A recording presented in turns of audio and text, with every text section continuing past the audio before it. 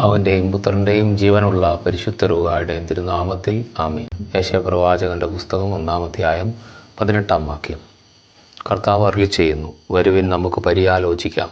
നിങ്ങളുടെ പാപങ്ങൾ കടും ചുമപ്പാണെങ്കിലും അവ മഞ്ഞുപോലെ വെണ്മയുള്ളതായിത്തീരും. അവ രക്തം പോലെ ചുവന്നതെങ്കിലും വെൺകമ്പിളി പോലെയാകും.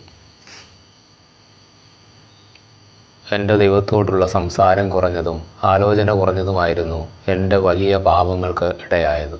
പാപത്തിൽ വീണെന്നറിഞ്ഞിട്ടും അതിൽ നിന്ന് രക്ഷപ്പെടുവാൻ കർത്താവിനോട് വിളിച്ചപേക്ഷിക്കാതെ മടിപിടിച്ചതുകൊണ്ട് എൻ്റെ തകർച്ച വലുതായി.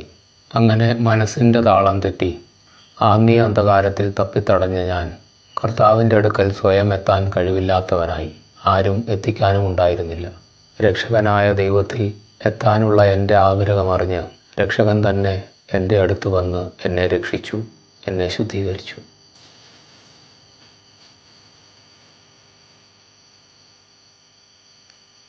ദൈവമായ കർത്താവേ, അങ്ങ് എൻ്റെ കൂടെ ഉള്ളതിനാൽ ഏത് പാപക്കുഴിയിൽ നിന്നും ഞാൻ രക്ഷിക്കപ്പെടും.